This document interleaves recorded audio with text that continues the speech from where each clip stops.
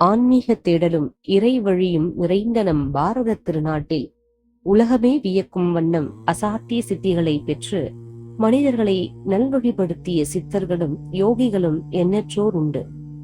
அவர்களுள் மிக முக்கியமானவர் தண்ணீரின் மேல் வத்பாசன நிலையில் மாதக்கணக்கில் மிதந்து தியானம் செய்த ஜலஸ்தம்பன சித்தி பெற்ற மாபெரும் ஞானி கடப்பை பரமஹம்ச ஸ்ரீ சச்சிதானந்த யோகீஸ்வரர்.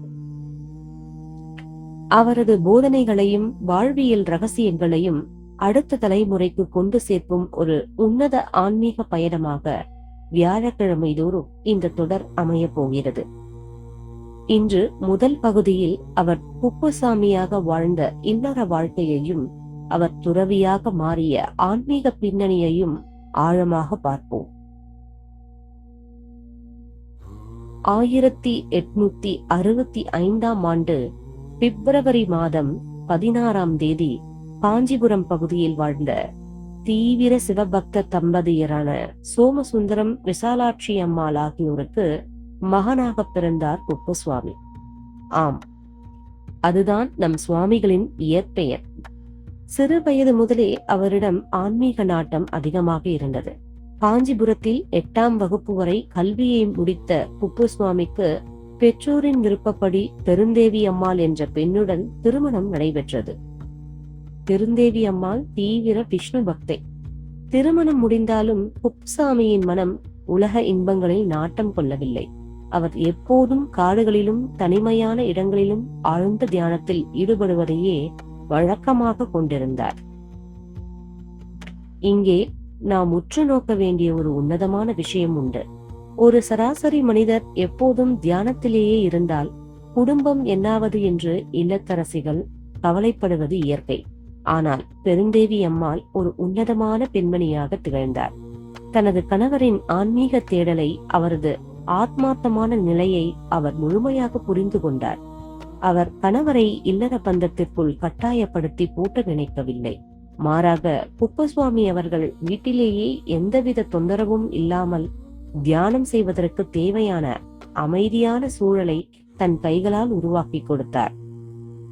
இல்லறத்தில் இருந்து கொண்டே ஒரு கணவர் ஞானியாக மாறுவதற்கு ஒரு மனைவியே ஆன்மீக துணையாக நின்று மிக உன்னதமான சரித்திரம் அது.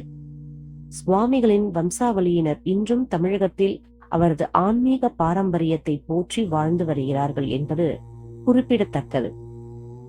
சுமார் 1912ஆம் ஆண்டு தனது 47வது வயதில் தன் அன்பிற்குரிய துணைவியார் பெருந்தேவி அம்மாள் இயற்கை ஏறிய பிறகு குப்புசுவாமி அவர்கள் உலக பந்தங்களை துறந்து முழுமையான துறவரம் பூண்டார்.